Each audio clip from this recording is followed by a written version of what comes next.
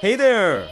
And in today's video, I'm going to show you how to stop your dog from pulling on the leash once and for all. It doesn't matter what breed of dog you have or what size. Because, believe me, I've worked with tiny little chihuahuas that are leash aggressive. And I've worked with huge 120-pound Malamutes that literally try to drag you down the street. But after you watch this video, you'll be able to take your dog for a walk anywhere with confidence and control. So, stay tuned.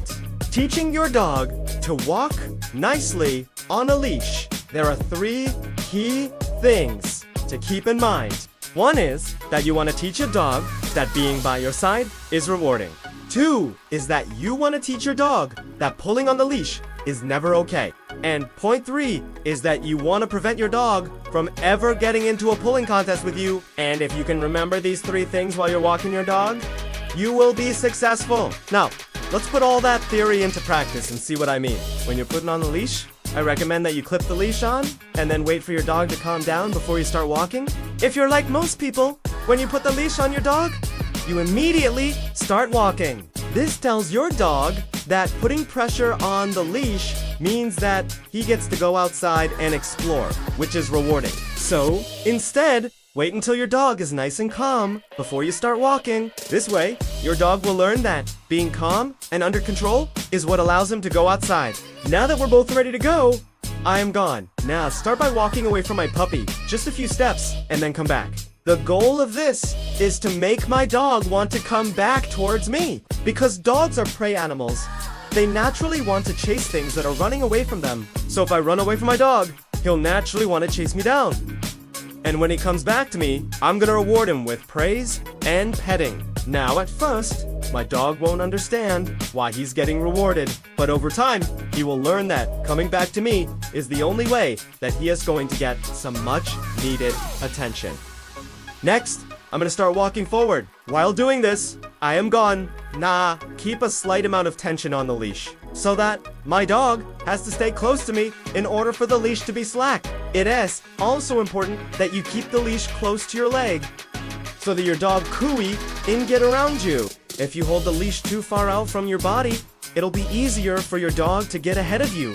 The key to success with this method is to never let your dog get ahead of you. If he does get ahead of you, simply stand still, wait for him to come back to you, and then continue on. Also, make sure to praise your dog often while you're walking. This is what makes the experience fun for him and keeps him wanting more. You should be stopping every few steps to praise your dog.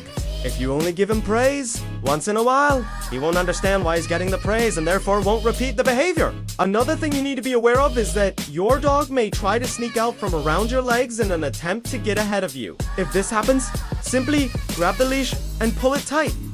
While saying a firm no, this will startle your dog and cause him to freeze.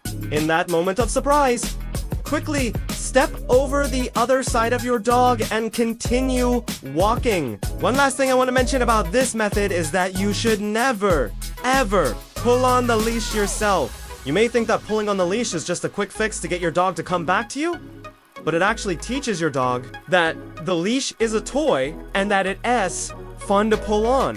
Instead of pulling on the leash, use the voice command, come, and then lure your dog back with a treat. Now that we've got the basics down, let's talk about the psychology behind why this works. Dogs have evolved from wolves, and wolves live in packs. The leader of the pack gets to eat first, and everyone else waits until the leader is done eating. They don't just rush up to the food bowl and try to grab a bite to eat. They wait their turn.